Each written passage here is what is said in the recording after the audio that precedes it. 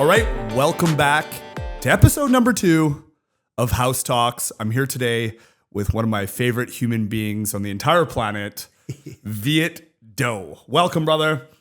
Thanks for having me. I'm going to brag about you a little bit first. So first and foremost, I think the number one thing I should probably put out there about you is that you probably have the best set of hair of everybody in the brokerage. Appreciate that, man. So I wanted to throw that out first. Secondly, I don't know how many times year after year after year, you're the number one solo agent or top producing agent at Stonehaus Realty. I think in your peak, you did 160 something ends yourself, which is ridiculously unheard of. And I think probably the most important thing, and I think if I said this about anybody else on the planet, I would have other people jealous and mad. But I think when I say it about you, everybody will be like, yeah, that's probably true. You are literally the nicest guy. Nobody I have ever heard say anything negative about you, and you're a shining light and definitely ambassador of Stonehaus. So I appreciate all of those things. Always there to help people out. So a super fantastic agent and person that we're all trying to strive to be on. Thanks again for being on the podcast, bro. Oh, thanks, man. Thanks. that got me right here. Awesome. So tell me a little bit, when did you start real estate? What was your first few years like? Give me a little rundown. Yeah, sure. So I started real estate I got my license in 2011. And I think I struggled pretty hard, which I think a lot of people do in the first 2-3 years. Yeah, so it was a struggle just because I had never come from a sales background. I just thought, hey, you know what? This could be a good opportunity to, help friends and family, buy and sell real estate. Yeah. And so what intrigued you about real estate versus, do I remember right? Were you guys in farming before? Yeah. So the story with that is, my family, they were in the mushroom industry for 20, 25 years, right? But the recession really hit them hard, in 2008, 2009. And we ended up actually losing our mushroom farm in foreclosure. So, the bank took everything. Yeah. And so it's kind of but it was like a fresh start. Okay, now what do I do? Yeah. I'd started working in the government for a little bit, and I just felt like, seeing my parents build that mushroom farm business. I was like, I feel like I could do more. Yeah. So. Yeah. Awesome. And real estate, obviously, you had some interest in it, right?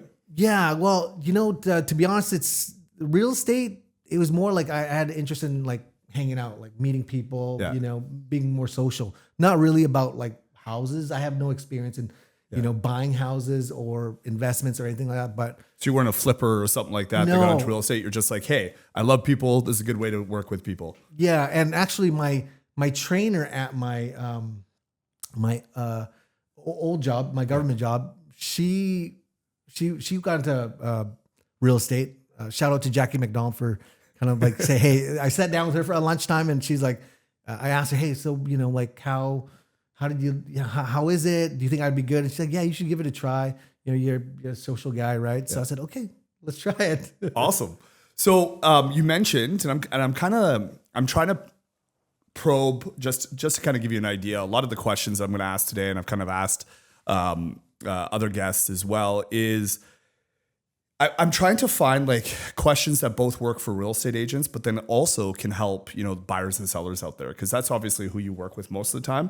I know a lot of people that are going to be watching this are going to be watching that are agents and want to pick your brain it's already an awesome story. It really went from zero to hero pretty dramatically. From the mushroom farm, unfortunately seeing its end and during the recession to millionaire real estate rock star, right? So, which is pretty awesome.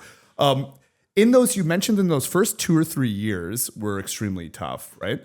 Was there a mindset shift or change somewhere at the end of that 2 or 3 years that all of a sudden things changed? Or just did it take you 2 or 3 years to kind of continue doing the exact same thing and then it kind of came to fruition? Was there something that you changed, or was it just took you that long to kind of build up? Yeah, that's a good question. So I think for myself, I've always kind of shied away from asking for help, which is my own thing, right? And so that's why it took me a lot longer. I wish I had joined a team or had a mentor. But I've always been of the mindset that I can always figure it out. Yeah. Like everything is figure outable. And whenever I start something, I've always been pretty bad at it.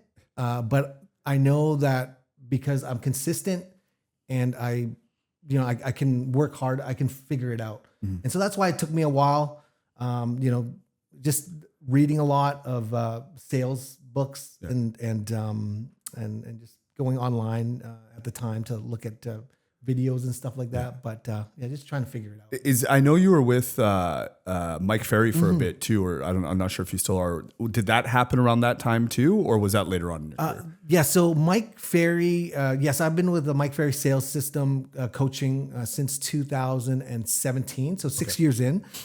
But yeah, that really kind of changed the trajectory because now I'm learning, hey, there's lead generation, there's lead follow-up. These are terms that I didn't really understand before, but like objection handling, scripts and stuff like that. So to be a better a salesperson. Yeah. So if you were to look back like that transition from, and I know you said you were just kind of learning the process and doing it on your own for the first few years or 2 or 3 years, was there like a significant thing that was like an aha moment that you're like, oh, this is what I need to be doing that's actually working for me? Because like one of the things, and you kind of touched on, and I talk to this when I do my own coaching and so on and so forth quite a bit, is that a lot of people come to me and are like, hey, Sean, I want to do the exact same system that you do. So no problem, I can teach what I do, right? But unlike you, I've been nothing but commission sales my entire life since I was 15. So I've been on the phones, cold calling, scripts, all that stuff since, before I could drive, basically, right? So for me to teach that system on, okay, well, can you cold call? Can you do these things, right? Because if they can't, then they can't teach it, right? So everybody, there's 100 different ways to make money in real estate, right? But I think the most successful, like yourself and a couple of the other people that we have, they kind of focus on what they do best, right? So was there like an aha moment that's just like, oh, this is what I need to be doing, and then you kind of scaled it from there? Yeah, absolutely. I think it was around 2016, and there was a boom in the market. And when you're working with buyers at that time, it was impossible to get a house. Like we'd be competing in multiples, losing all the time. And then I just was driving around and I saw Fox Ridge, Willoughby West, and I went in there and I'm like, so they have the inventory, right? And it was just like, okay, how can I get the inventory? Because my clients are looking for houses, right? Yeah. And then I just kind of figured out that, hey, if I build relationships with the the sales teams that have the inventory, that now I can get my clients in something, and it's newer, and you bring somebody into a pre-sale center, and they love it, right? So that, and then I figured out pre-sales around that same time because I had bought my first investment. I think it was 2016, and I went in there. I was like, oh, this is a smoking deal. I'm going around to other homes, but this brand new townhouse, it's new and it's priced really well. Yeah. And so when I bought my first townhouse, this was in Bear Creek, Dawson and Sawyer in Bear Creek. Yeah. I had bought it in February, and it was I think it was $330,000 including GST. Not by the time of completion in November, it was already worth $500,000. Wow. And in my head, I was like, boom, like that's it. This is how I'm going to make my friends and my clients money. Yeah. And so I would do my own pro forma of, a certain project. And at that time, not a lot of people were buying pre-sales in the Fraser Valley. Yeah. Not to the extent that they do, recently. But so I was like, I just I call all my friends. Yeah. I get 10, 15 people to the pre-sale site. Yeah. And, just get donuts, whatever, coffee. And say, guys, okay, here's a pro forma with really conservative projections. Yeah. And from that point on, then I was like, okay, so pre-sales, how if I'm talking to my clients or my friends and they get excited, it's like, hey, Viet's calling because he's going to show me how I can build wealth. Yeah. And that was my, I think, aha moment. I'm like, oh man, this is crazy, right? And we went through that period where all the real estate had went up like crazy. Yeah.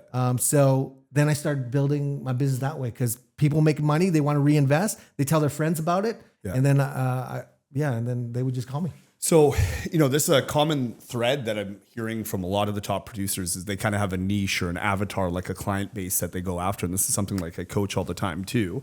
How did, because you've had that aha moment. Obviously you had a friend base because you basically mentioned the first thing is that you wanted to get into real estate because there's an opportunity to hang out with people you like and, do business, create wealth for them. And that's also something that really stuck out that you just said is that, hey, this is a way I can make my clients a ton of money. It wasn't, and this is one thing I can, working with you for 6, 7, 8 years or whatever it's been now. One thing I've noticed about you, because we've had, I do project marketing, we've had a ton of opportunities, pre-sales and so on and so forth. You have never been bonus minded or like how much you're going to make. It's always that pro forma, like how much am my clients going to make? Because getting $20,000 bonus on one place or having a clientele base that makes you $1 million is a completely different thing. And I think a lot of agents and, to be real, a lot of buyers and sellers should be aware, right, that it is very difficult or very easy for agents these days to persuade a client to go into a certain project because there's extra bonuses and monetary. And obviously that's not the right thing to do, but it's something that's very, very commonplace, right? And I think that's one thing with you, I can say without a hesitation of doubt, you never even look at the commission structure until after the deal's done. It's the building and how much they're selling it for, the builder, location, and everything that's been important to you. But kind of to circle back a little bit is if you're an agent today, or let's just say any other day, today is a tough time for pre-sales too, but we'll get into that in a bit. But if you're an agent, how do you get that first 5 or 10 or 20 people like you had in that group to kind of go to that presentation center? How do you get in front of those people? Like what did you do to kind of build that niche around you? And you said friends, which is a great example, but how do you even get those friends to like come sit down with you? Yeah, I think, obviously if you have the trust or if you're known to be an honest person. Yeah. And for me, when I got that first investment myself, then it was, now I can speak with confidence, but also, hey, this is exactly what I did. Yeah. And because I'm excited, I made, in equity, so much that off that first place. I'm like, guys, I just want to share you guys what I did. I'm like, and you present it to them and you want the same for them. Right. Yeah. And if they see it and they like it, it's all in the numbers. I find, right. So if in the source that's coming from, guys, I'm telling you the real life example that I just went through. Right. Yeah. So that's how I got them to come. And then when they come, I just share with them that pro forma that I did, but also it's a very conservative projection. I'm not going to say, hey, and I'm not going to give them, something that's astronomical. Yeah. Or you're not going to be a millionaire off this one townhouse. Yeah. It's just based on like, inflationary, just the rate of inflation. Yeah. And they can see, okay, well, if they put this money in the bank versus putting it into a pre-sale, what's the difference, right? Yeah. And it always kind of worked out that the pre-sale would be better. And there's actually, funny enough, because like one of my sales things is that I know all the scripts, but one of my scripts I use all the time, and I was just coaching this actually to my team, is a script I learned from you, which is calling your sphere and friends and so on and so forth. And it's super simple script, but I think it's awesome. And I think I'll say it in a second here, but I think one of the things I love about it, it really represents like who you are as well, is that you're like the opposite of the slimy realtor. Do you know what I mean? Like it is. And I tell this to a lot of people, like you can out-conversate somebody using big words and facts and so on and so forth, but that's not building a relationship. You're the relationship master. Like you become friends with all the people you do. And even with your scripts, because I know like you don't necessarily cold call, and I'd love for you to tell how you put your clients in a database and then just kind of whatever. I think that's pretty awesome. But the script I learned from you, which I teach all the time, which is awesome. Everybody has a hard time, and not to pin it on Mike Ferry or anybody, but it's like the old school is you call your friend and you be like, hey, just wondering if you have anybody that's looking to buy or sell, or are you looking to buy or sell or something like that? But it feels weird because you're asking for help, right? But what you were doing is you were genuinely finding an opportunity of some sort in pre-sales or whatever it is. And you're just calling out and being like, hey, how's it going, Joe? It's great, blah, blah, blah. Hey, this is a business call. Do you have a quick second to chat? Right? That little introduction difference that you taught me, it's a huge thing because everybody wants to be a part of a business call. You don't find you're not sleazy because you're calling. And most of the time, I'm going to present them. So like I had my team calling their entire database because there's a detached house that's 1,200 square feet on 7,000 square foot lot that's fully renovated in Chilliwack for $539,000 right now. Like, and I literally, so they're giving this opportunity to their clients that you're not interested, you know somebody else that is, right? And even one of the questions I got to ask them, what do you think that was worth at the peak? Everybody's like 800,000-900,000, right? And then you tell them it's 599 or 549 or whatever it is, and they're like, wow, right? But I feel like that is something that you do so well is that you come across genuine and you care about what the client thinks at the end of the day, that I think it's huge. But tell me about like, what does your prospecting or daily, and I know things change a little bit for you market to market, but what does your daily routine look like? Because I know you show up in a suit pretty much every day, sharp to the office, and you're in by what time to what time? What does that look like for you generally? So 3 times a week I go work out at F45. I've been doing that for I think like 6-7 years. But that really kind of boosts. Well, I know that the days that I go work out, that I have a boost in energy, and just allows you to kind of focus on the rest of the day a lot easier. So I'll hit the office probably around 8:45, and I'll try to get my social media out of the way. So 10-15 minutes, try to find a motivational, inspirational story of some sort that I can kind of share with the audience, right? So that's important. And why do you do that? Yeah, why do you do that? Yeah, so this is something that helped me tremendously. Yeah. When I was younger, I've always, throughout high school, I was kind of shy, and I didn't have too many friends. But that's because of my own fault, right? I'm just not very, out there, expressive. Yeah. So 17th birthday, this old neighbor of mine gave me this book, How to Win Friends and Influence People. Yeah. And I would say that book probably changed the trajectory of my life, just because that book is the principles in there are very easy. Yeah. It's very simple. Yeah. And if you just abide by them or just use them on a daily basis, like you just become a really likable person. Yeah. So I took that because like I'd be I'll read a chapter. I'm like, oh, I'm just gonna try this, and I could see the results. Like, oh my goodness, like you just gotta smile, or you just gotta like compliment somebody, and it was just like a game changer for me. So from that point on, I actually started to build a really good social network. Yeah.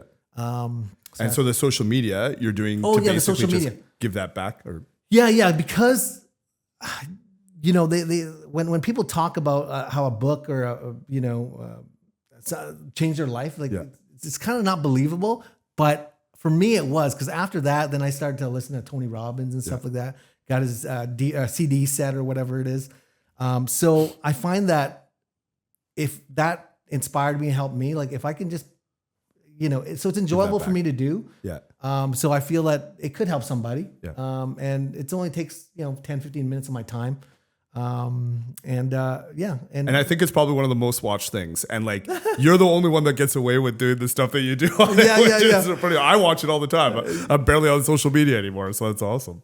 And also when I do it, it's like, okay, well, because I'm saying this message, I gotta kind of like internalize this myself and do it on a daily basis as well. Yeah, you got to preach do what you preach, right? Yeah. And so you do the social media for, let's say, 20 minutes, whatever. Then what do you do after that? So around 9:30, somewhere along that. Yeah. So this is usually when I would be kind of any current clients that I have. Yeah, I'd be kind of dealing with finding them a house, selling them a house, look at and prospecting. Yeah, they call it prospecting. So I'm trying to make about 10 solid phone calls. Okay. So when you say solid phone calls, that's a conversation about buying or selling, basically, right? Yeah, or investing. Yeah. And So that's And so I thought it was genius. I didn't even know it. But you basically have a database of all your clients in like an Excel or something, or yeah. I'm moving it from Excel to Google Sheets, but yes. stepping it up. Yeah. And then you throw that into something that gives you the names to call, right?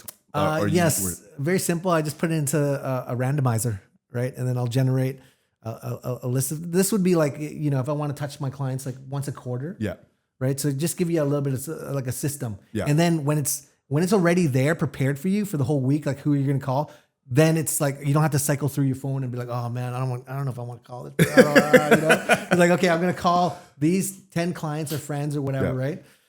And just make sure that you're being proactive in that, right? Yeah. And so, if you come up with, like, for example, I know we were just talking right now, hasn't been your pre-sale year because markets are different. We'll talk about that in a bit. But if you're calling, because you said you're trying to prospect, what are you calling them with these days? Like, what do those conversations look like? Is it more of a check-in? Is it an offer or something? Or what are you mainly calling for right now?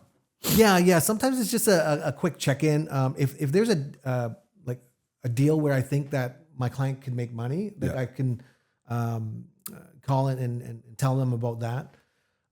Or if it's, something pertaining to their area. So now the calls are a little bit different. So it really just kind of depends on what's happening in the market at the time, or what opportunity, if there's a really good opportunity, it just could be a check-in. So if it's a really good opportunity, do you just try to call everybody on your list within like a month kind of thing? Or do you know, like, okay, because I talk to them so often, I know more or less what clients are looking for, what type of opportunity? Yeah. So I do have a kind of like so a lead follow-up is kind of like, these are clients that have expressed an interest in real estate that Gotcha. they'll probably do something in the next like month. Yeah. Okay. So I have that list. Yeah. And for my clients that they're, people always say, hey, Viet, like, let me know when there's a good deal. So I have that list as well. Okay.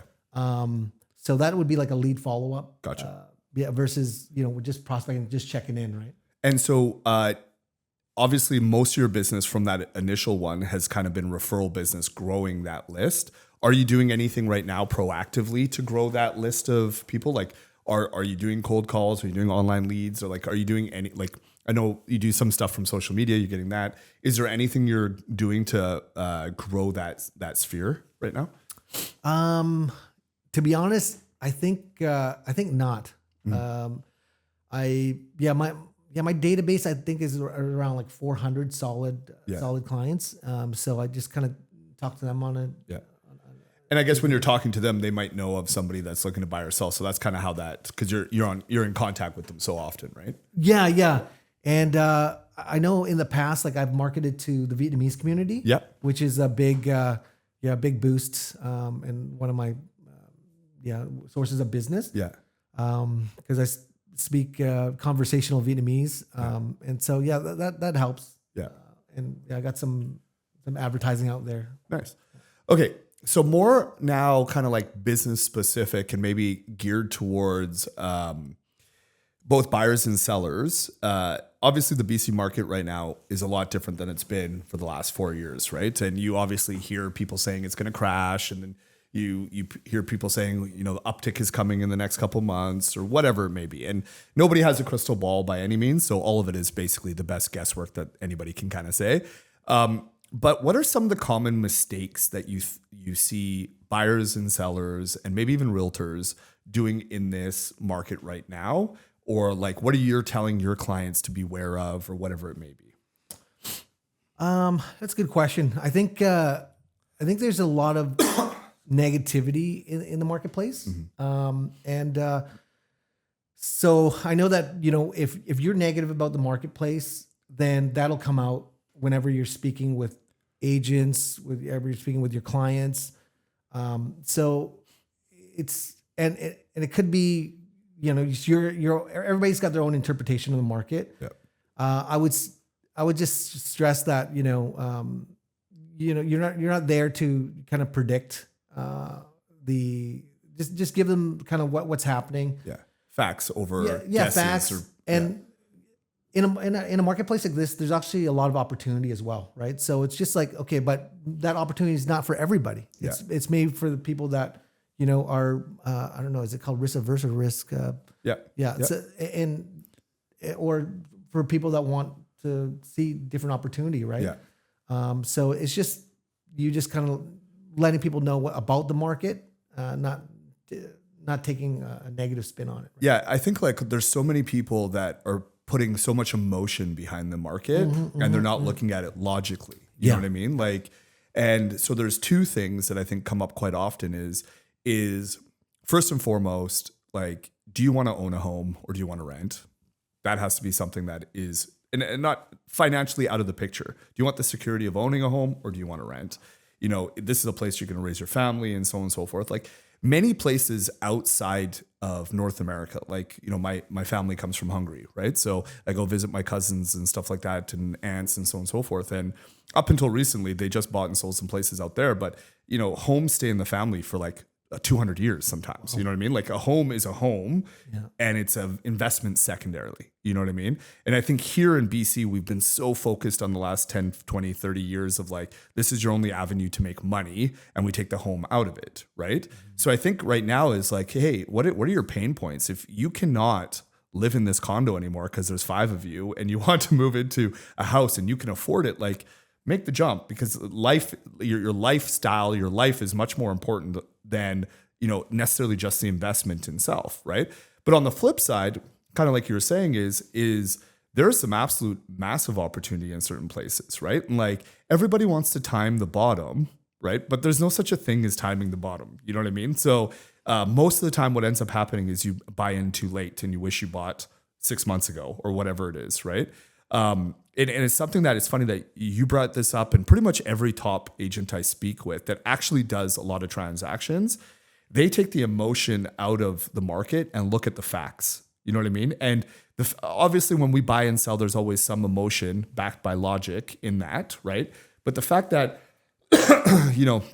interest rates are coming down significantly even more, they're well within like the normal 10-year median, right? And there's house prices out there that are $300,000, $400,000, $500,000 cheaper than they were at the peak, right? Like where are people like you have a lot of intelligent investors and so on and so forth. Like in their minds, are they thinking a $2 million house is going to be worth $500,000? Probably not, right?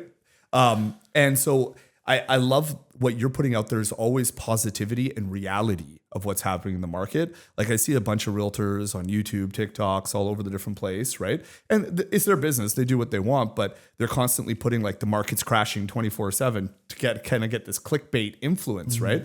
But then you're also just perpetuating, the only thing that you're thinking is going to happen, right? So whereas for myself, I think, I would way rather buy in this market than 2021 personally, right? No doubt.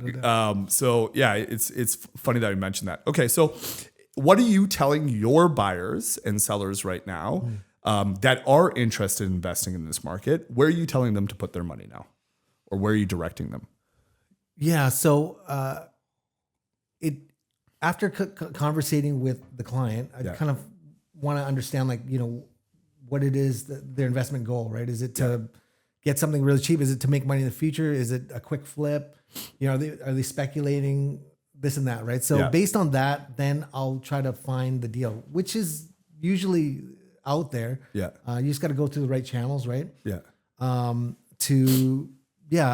most of them, it's just like, hey, Via, like we want like the lowest price per square foot, like ever, right? Yeah. So, so it's really dependent on them. What's important to them, and then based on that, then I can kind of tailor it to more. Yeah, nice. And okay, so and we kind of touched on this a bit with your like daily activities.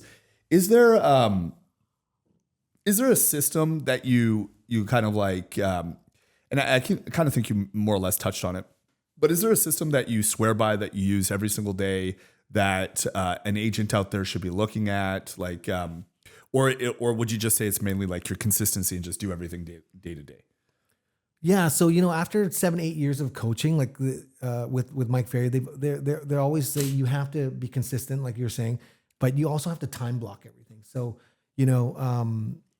my lead follow up, my prospecting, that's all already scheduled in my calendar for, the rest of the year. Right. So I'm supposed to stick to that schedule. Sometimes you get distracted and whatnot. Right. But I know as a real estate agent, it's so easy to get distracted because, you're just working solo. Yeah. Like there's no boss, right? Yeah. You're the boss. So sticking with and time blocking into my Google Calendar, like I know what I'm supposed to do at, every 30 minutes. Right. Yeah. And that also buys you back a lot of time with your family as well. Because the more efficient you are at work, then you can go home earlier. And it's funny, actually, I had this conversation with Chase on the previous podcast too. And he was talking about, because he started real estate basically at like 20 years old or something like that. And for the first 5 or 6 years, he was like, chasing his tail all over it. And then later on, when he was older, especially that he has kids, like he probably works less hours now, but it's just more focused hours, right? And I can definitely see, like, generally speaking, correct me if I'm wrong, you're usually out of the office by 2 or 3 o'clock, something like that. And it's not, you're not done work, you're probably still showing or whatever. But one of the excuses I get a lot from agents is that when they try time blocking, a deal comes up or this comes up or whatever. How do you prevent that from happening? Like how do you focus on your work when you're supposed to be focused on your work versus getting distracted? And let's be real, like nobody likes prospecting.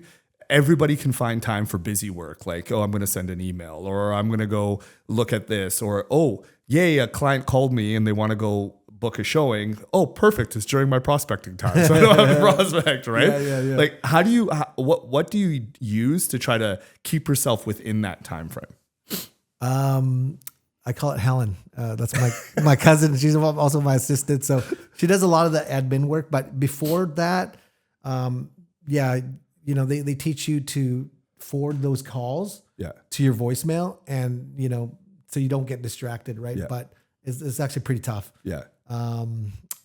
It's pretty tough. But right now, I've had Helen for a long time, so she takes care of all the admin. Yeah. And then to let me focus on that time of what I'm supposed to do. Yeah. And I find too, like a lot of people are scared to say they're busy to their clients. You know what I mean? But I look at it this way: is if you're going to go set up an appointment with the best lawyer or the best doctor, like especially here in Canada, you want, your knee replaced or something, you're on a 2-year waiting list, right? People expect when they deal with the best that they're not going to be able to get a hold of them 24 hours a day, 7 days a week. You know what I mean? And I know that sounds a little bit cocky or conceited or whatever, but they expect you to be busy. And I always tell everybody, it's like, if a client calls me and says, hey, Sean, can I see you at 10 a.m.? I'd be like, hey, I'm actually booked with another client at 10 a.m. Can we do 11? 99% of the time, they're going to be like, no problem. 11 works, right? But most of us are just like, well, that's my prospecting time. I'm not actually dealing with a client. You know what I mean? So I think just honestly having that candid conversation, they expect you to be busy. I think a lot of agents don't realize that if you're at the beck and call of your client 24/7, then, you give an inch, they take a mile. And it's a big difference between customer service and giving the best customer service you can versus being taken advantage of. You know what I mean? And I feel like, if you can have those schedules in place, it allows you to grow your business instead of just chasing your tail all the time, right? Yeah. And that's something I learned as well, that you have to teach your clients how to treat you in your business as well. Because if they don't know that you don't have guidelines. So if you give them, hey, like, from this time to this time, I'm going to be calling you, or, I'm totally 100% focused on you, then they expect that, right? Yeah. Versus if you're just wide open, they'll call you at 7, 8. They used to get calls at like 10, 11, 12 o'clock, right? Yeah. But it's not, if you haven't set those guidelines up, then they don't know. They think you're open. And the reality is they're not going to have an issue. They expect you to, if you say that. Like every store has an open from 10 to 5 or whatever it is, right? Yeah. Actually, funny enough, I learned that from my buddy John Sy. You know John well too, which I loved it, like, because he was a heavy cold caller like myself, right? From 10 to 1 or whatever he was doing.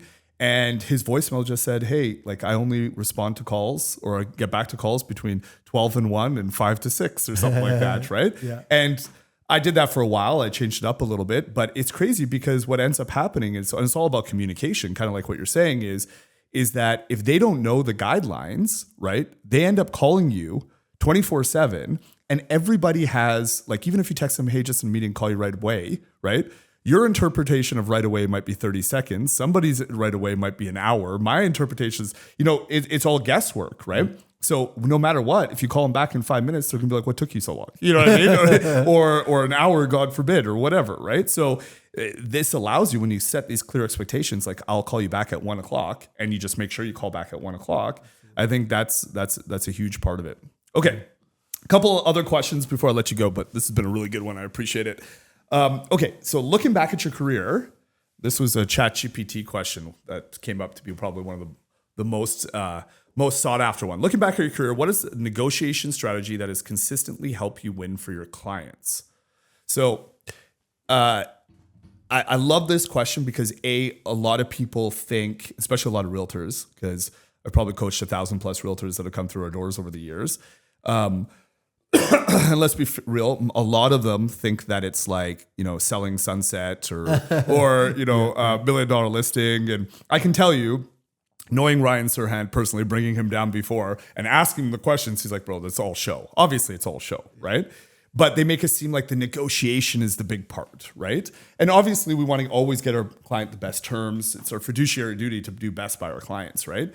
But I think a lot of people understand that there's a lot of things behind it that allow you to negotiate better at the end of the day, right? So what are some of the tricks in the trade that you're able to negotiate such good deals with for your clients over the years, both on the sell and buy side? I think with this, it's realizing that you need the other realtor. You need to collaborate. It's more of a collaborative effort to get the best deal for both clients, right? Yeah. For the seller and the buyer. And when you start off with animosity, I gotta destroy this guy.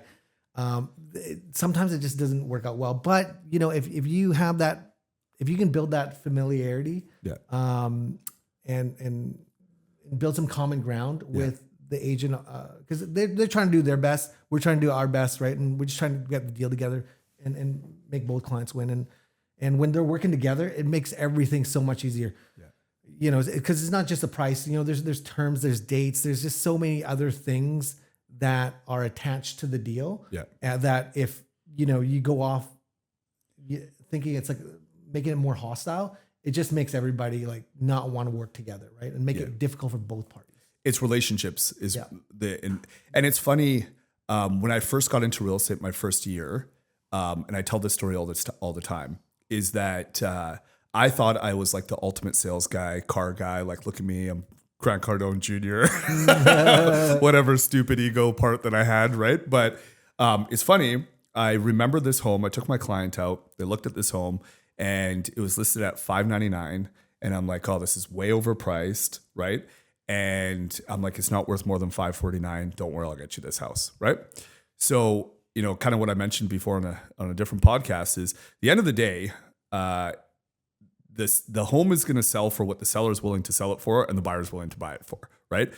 Sure, CMAs and all these things are important, like market analysis and pricing, all that stuff's important, but it's going to have to be an agreement, otherwise it's not going to sell, right? So, but they absolutely loved this house, right? It was the perfect one. I probably looked at like 15 before that, right?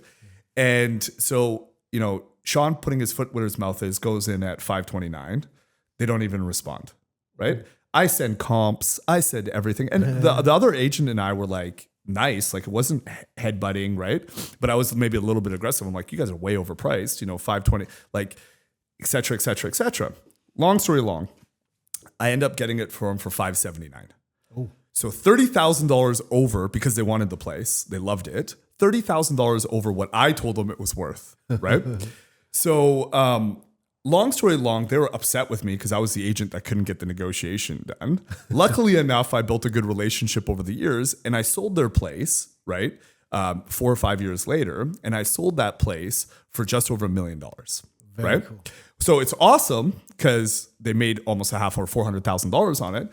But when they sold it, and they did it jokingly, but just to show you that like these things actually matter. When they sold it, they're like, "Hey, Sean, I guess you made up for that not being able to get it for $30,000 less," right? And it was a joke, but obviously they remembered that, right? Because we went in there thinking we were negotiation rock stars, but the truth is, right? And I tell every single day, when you sign a buyer's agency agreement or a buyer's agency contract, you sign an MLS listing, right? It doesn't say anywhere to sell it for the most amount of money or to get the best deal.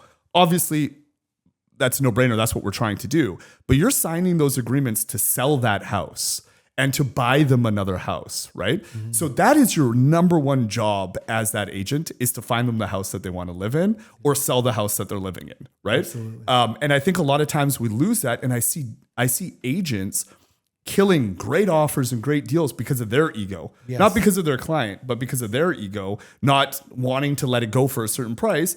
And I'm sure this has happened to me numerous times. Then all of a sudden you're chasing the market down and ends up, you sell the place for $50,000 less than the first offer was, right? Yeah. So it's funny that you mentioned that, and it seems to be a trait of all the top agents to say the same thing. It's relationships, facts. You're working together. You're not battling it out, right? I think those are hugely important things. Okay, last question, because I think this is an important one. Where do you feel the future of real estate is going? Not just in BC, but in Canada in general. What are you doing to make sure your clients are better prepared for the future? And more importantly, what are you doing for your brand, for your business? Because I use this as like, a lot of people say agents' jobs are going to be gone because of AI. A lot of people say, there's a whole bunch of different things and changes happening in the market.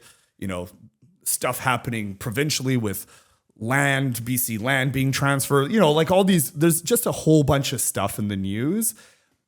What are you doing to prepare yourself in your business and for your clients? That's a good question. I would say, that, the Mike Ferry system says that you shouldn't pay attention to the news. Yeah. Like, you're not supposed to read the news. I like that. But obviously the reality is, like, there's always things happening, right? Yeah. And 99% of it we can't control. And so that's something that, I also understand. And so I just know that, hey, whatever happens, and we just have to adapt, right? We can only kind of,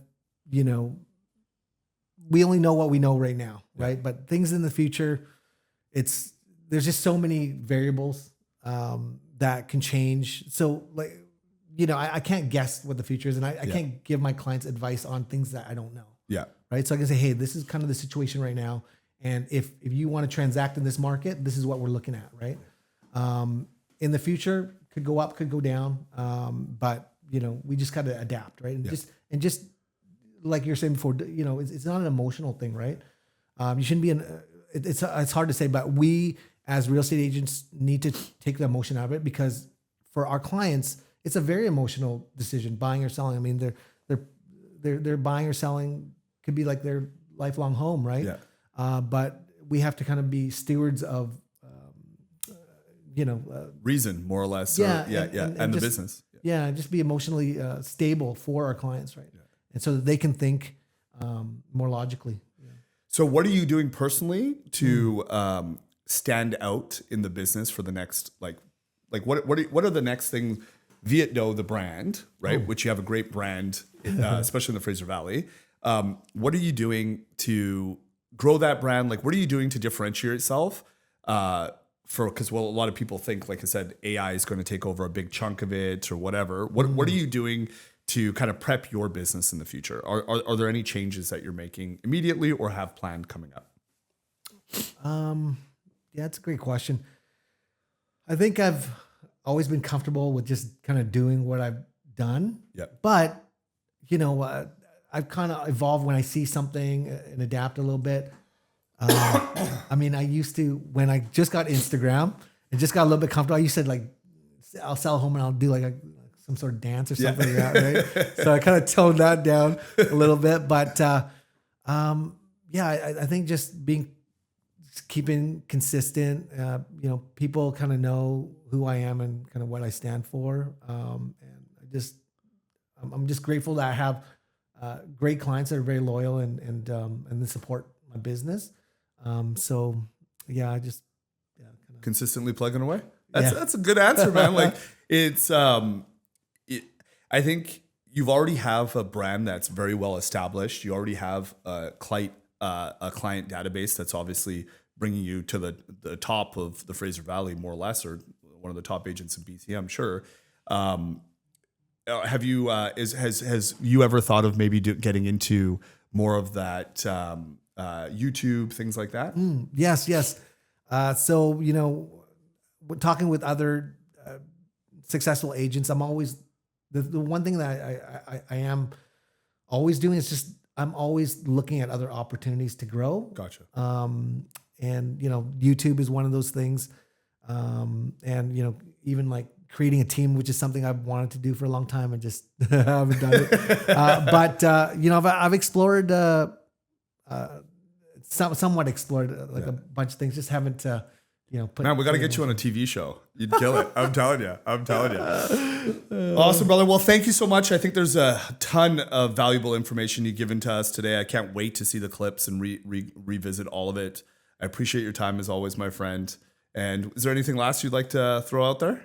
No, I just thanks for having me, and I hope anything I said today could help somebody, and I'm always available if you guys. And if they don't already follow you, where should they reach out to you, or where can they follow you on Instagram and Facebook and all that jazz? Oh yeah, so on Instagram I'm at Mr. Viet Do, and Facebook Viet Do. That's it. Nice and easy. Awesome.